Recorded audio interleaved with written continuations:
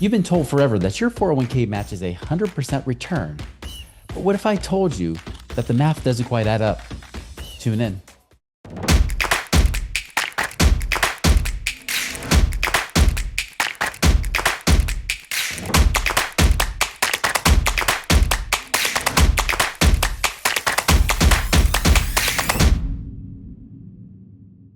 Hello, my fellow Ripplers. This is Chris Miles, your cash flow expert and anti-financial advisor. This show is for you. You've worked so hard for that money, and you're now ready for that money to start working harder for you today. You want to become work optional. You want to be able to work because you want to, not because you have to, because you have enough passive income coming in to cover all of your family's needs. But it's not just for you to live comfortable, fat, and happy, and just live this rich, abundant life. Although that's good, but you do want to live a rich life where you're not only just have that time freedom and that money freedom, but you're able to bless the lives of those around you too. That is what I'm here to do today. Thank you for tuning in, for sharing and binging on these episodes. I appreciate many of you who reached out recently, especially because you guys are looking for how do you become financially independent by the year 2030. For some of you, it could be sooner. Some of you, it could be later.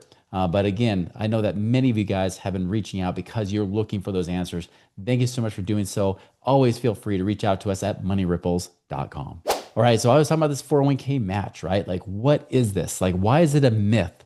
Why is your 100% not actually what you think? That 100% return, we're always told that you get that 100% match, it's a 100% return, or you get a 50% match, it's a 50% return.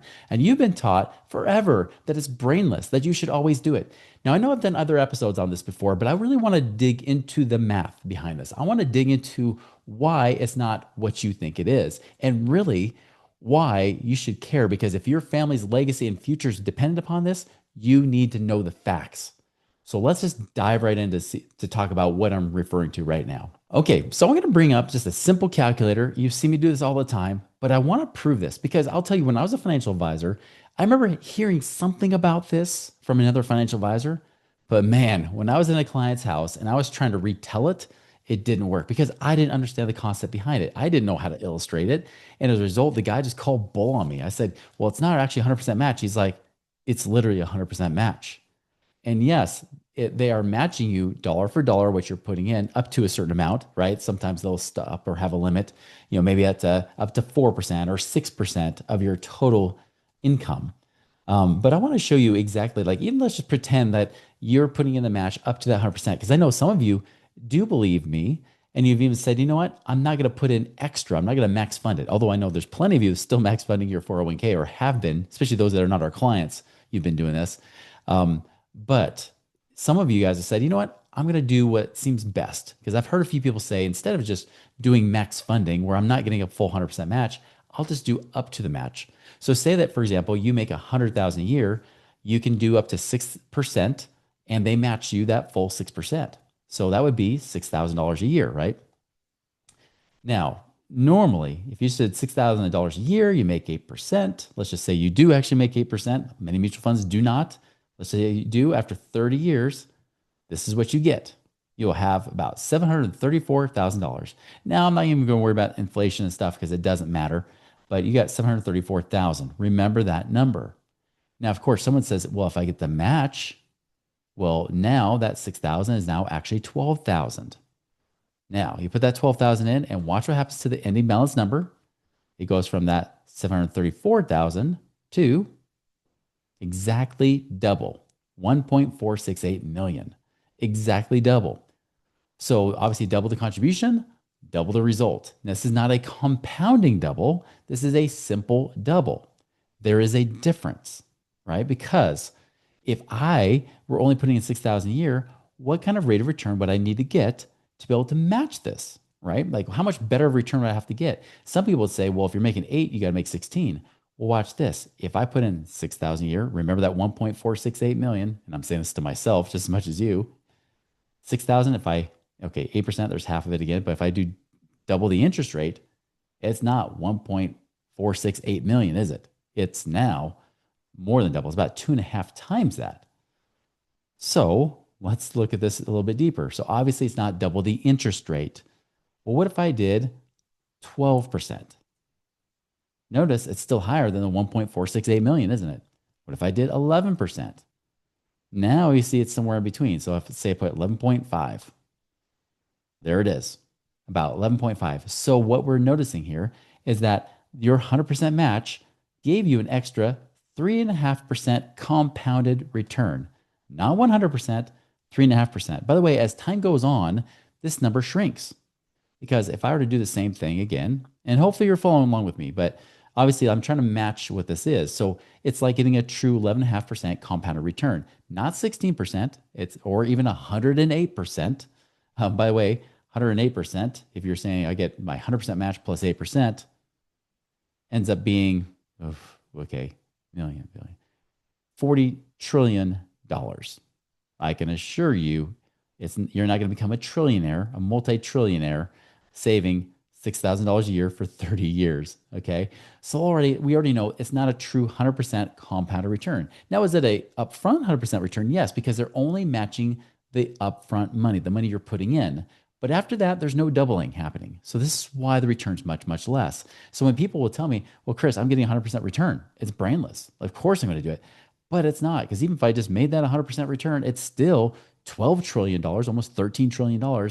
And no one has ever gotten on the media saying, oh my goodness, like I've become a multi-trillionaire, saving my $6,000 a year and getting my company matched for the last 30 years. It's been so worth it. If that's the case, I've got some beachfront property to sell you in Nebraska right now. Okay. It's not true. It's a complete lie. Okay. So let's go back. So that's 11.5%. Now we're getting back to where it was. So it added a 3.5% return. Now, what if I did this? Say that we had this 6,000 and we did it for 40 years, right? Now, 40 years, you have 1.678 million. Okay. Now, if I added the 12,000, you'll notice it just again doubles. Now we'll go to I'm going to say 3.35-ish, right? 3.357. There it is. Double. Just math. Okay. Now, if I put the same, now if I put this back down to, because I'm going to remember that with 3.357, I put this back down to 6,000. I put it at 11.5%. Watch. It's now about a 30%, 33% more return. So that's not the case. Why? Because let's see if we put 10%, it's probably going to be a little higher than that. Yep, 10, say 10.5%. There it is. Boom. So now instead of getting, after 30 years, remember it was a 3.5 extra return. Now it's only a 2.5% extra return after 40 years. Now, this is not saying that's bad, right? I mean, it is giving you a return, but it's definitely not 100%, is it? Not at all. Now you get 10.5% return. This means if you have $6,000 and you can earn at least 10.5%, you could actually beat your 401k with a match. But as those popular commercials back from the 90s would say, but wait, there's more, right? Because it's true, there is more here, because that's not the end of the story. 401ks, depending on what you're investing in, may not get that kind of performance. Understand that 401ks have some of the heftiest fees involved. On top of that, sometimes they don't perform very well. And you might have heard me say this several times, but when I went, you guys can do your own research on this too. You don't have to take my word for it. But I went and looked at the 10-year historical performance of the Fidelity target date funds. This is where the majority of people who have a Fidelity account, and I'm just picking on Fidelity, there's others too, they're not alone, but Fidelity, they have these target date retirement funds. So if you're going to retire in 2035, here's the recommended blend of stocks. You don't have to think about it. You just throw it in there. Hey, if you're going to retire in 2055, you can throw it in there or mix it or whatever you want to do. Here's what I discovered between 2014 and 2024, when I did the math between those, what I realized is that the 10-year performance was 2.1% worse than the S&P 500. Now, even with reinvested dividends of the S&P, just the S&P 500 index. So it underperformed the index by over 2%. So imagine it this way. Imagine that the S&P 500 does 10%. You do 2.1% less. That means that you only get, even if the SP did 10%, you're only getting 7.9%, right? Less than 2% or more than 2% less in this case. Now, you've seen me do this over and over again. I've run the numbers even recently, but the average of the last 30 years of the stock market, the S&P 500, has been 8.4%. So what's 2.1% less than that? Not 8.4, obviously. It's now 6.3. I had to do some math there. 6.3%. But that's not all. On those same target date funds, the minimum fee on those funds is 0.75%, right? 0.75%. And there's other fees often that will be associated with your funds. So let's just say there's 1% less, right? That means you went from 6.3, by the way, most people don't get that, but let's just go with it, right? 6.3, you go down to like 5.3%. Okay. And I'm going to do that same 30 years just to be consistent with what I'm saying with the stock market here. It can be more or less depending on the day. We remember 30 years ago, we were kind of at a market bottom. Now we're at pretty much close to that all-time high right now, right? So if the market goes down, it throws these things off. Heck, you can watch this next week and these numbers can be thrown off. And I'm actually pre-recording this a couple weeks in advance. So all kinds of things can happen. So let's just say that you get 5.3%. Actually, I'm going to do this first. I'm going to use that 8.4%, like you invest in the stock market, $6,000. So let's pretend you didn't get the match. You said, forget that. I'm not doing the 401k. I'm just going to take my 6,000 and invest on my own in the S&P 500. If you got the 8.4% return, you'll have just shy of $800,000 after 30 years, saving $6,000 a year. Now, what if you get the match, right? Let's put this down to 5.3 because we took away the 2.1 plus 1% in fees, but you got a 100% match at $12,000. So double the money going in despite having less. Remember, half that money, $793, with getting your match, what is it going to be? $884,000. Notice it's not much different, is it? Yeah, you might have a little bit more. And again, this depends on the number, how much fees are coming out and how the performance is doing. So in many, many cases, for many people, what's happening is you usually get about the same, not much more than if you just done it on your own, right?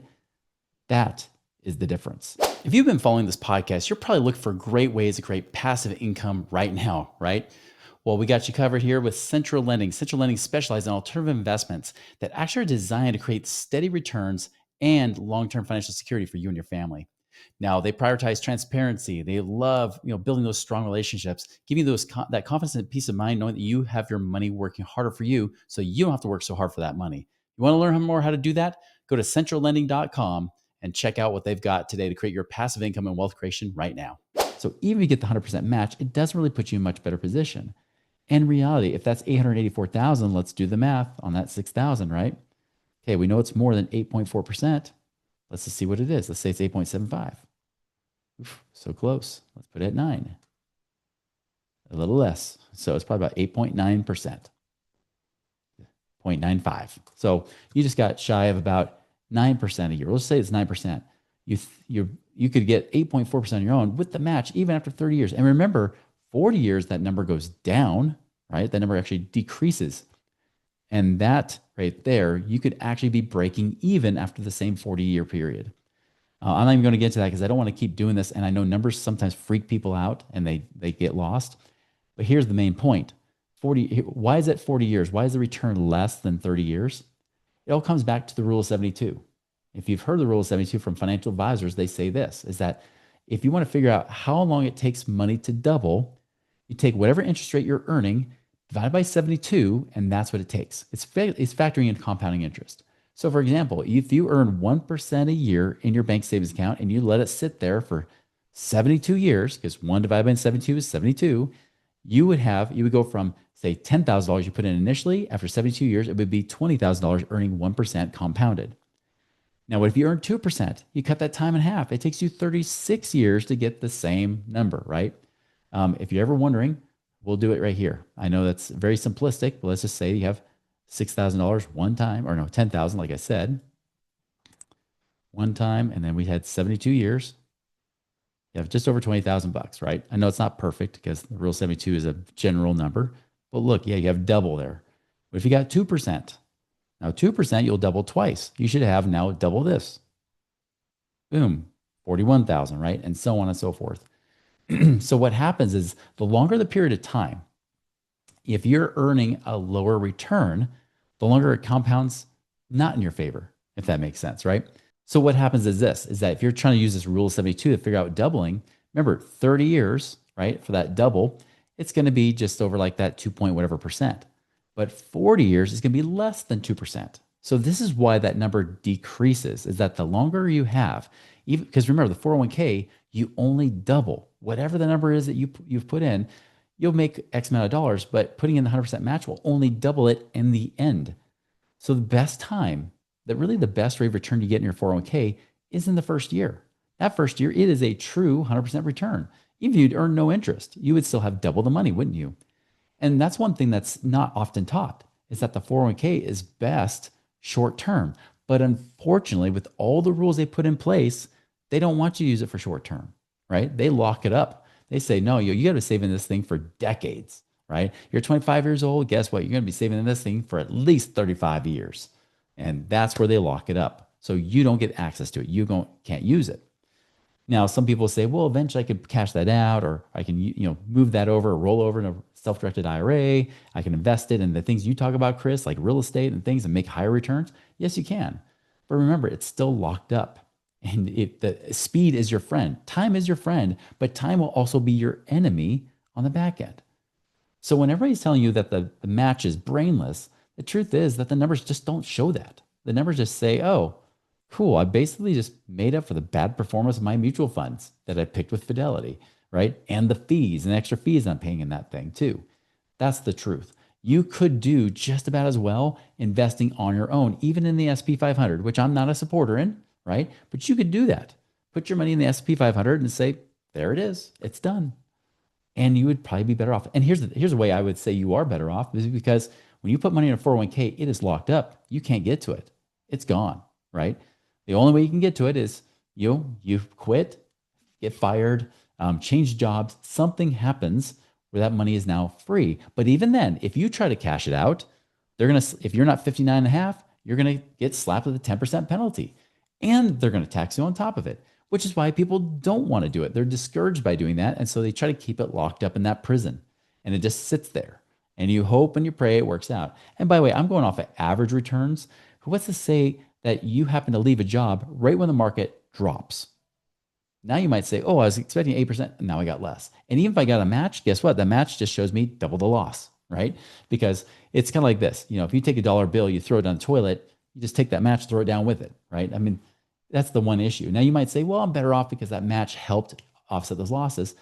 In the short term, it did, yes, but not long term. Because remember, it's only on new money they match. It's not like they're compounding your money, doubling your money every year. They're just doubling the money you're putting in. And so remember, the longer you have it trapped in a 401k, the less the return is. And because 401ks don't do well, because 401ks aren't paying you as high returns as even just the stock market, you don't really get that much benefit, which is why so many people with their 401ks say, I thought I would have more than this. I thought I would do better. I thought the numbers would come out in my favor, because they're expecting 12% returns, which we've also debunked there, right? We've also, they talk about like getting that 100% match. You're thinking like you'd be making millions of dollars, and yet you're not. This is why. You've got to understand that this is not a lie. I mean, this myth that you have about the match is bordering on a lie. And the truth is, the companies are profiting off of it. They love the fact that you keep putting money in, locking away, while they get their guaranteed fees. They get paid each and every year. They're making cash flow off your money while you make nothing. You only put money in. It's an expense to you and your family. You see no benefit in the present day. In fact, your kids won't see any benefit in the present day, because by the time you can finally access it, they're already on their own. They're already doing their own family thing. They're already adults putting money in the same crappy 401k you did, right? And they're just repeating the cycle over and over, locking money away from their control. What if you could do it better?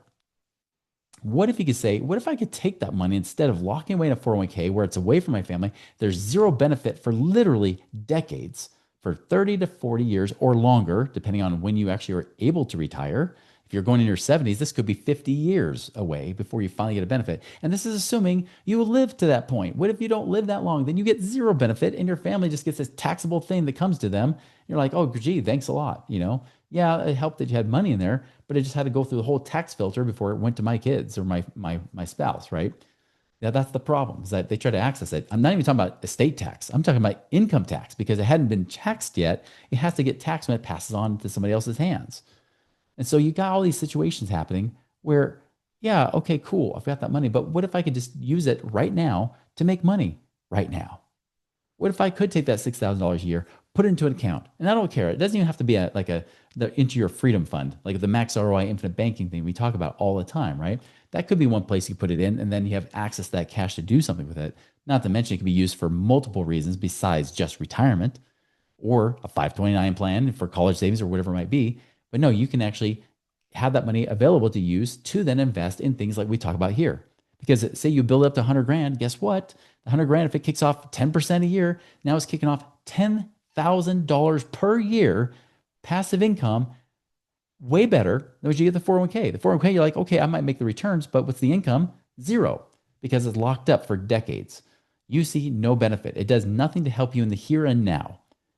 This is why we're so focused on trying to get people to be financially independent by the year 2030. And heck, I don't care if it takes till 2035 or 2040. That's still better than finding out in the year 2060 that it didn't work. Wouldn't you agree? I mean, wouldn't that be better if you could say, hey, at least I could see real tangible cash right now versus theory and hypothesis. And hopefully someday my airy fairy little prince will come and save me, called the 401k, right? What if it doesn't? What if it doesn't help you?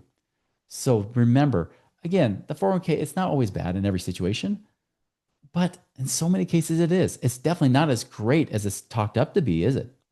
And I'll tell you this, the best 401k plan I have seen is when somebody's usually over the age of 59 and a half, they're in their 60s, they put the money in, but they can do what's called an in-service distribution. So they put the money in, they get the match, and then they pull all of that money out and then invest it. Are they going to pay tax? Of course they're going to pay tax, but they would anyways. But now they're getting a true 100% return. I had one client who did that. He was 63 years old. And I said, listen, you could put money in your 401k, just do up to the match. He was getting matched 3%, not 6% like some people do, only up to about 3%. But he was high income, so it still was a decent amount. He would put his money in, they would match the money, he would immediately pull it back out. The cool thing is, they said all you have to do is, as the rules, you just have to leave $3,000 in there. He had $400,000 in there. He was like, I'm tapping into that account, pulling it out, and then he went and bought over $1 million of real estate with that money. He's like, cool, now I've got leverage. Now I've got cash flow. Now I got passive income that can actually help me in retirement versus saying $400,000. Let me do the math. The updated 3% rule, because the fourth one's outdated. 3% rule, well, that means I can only live on $12,000 a year.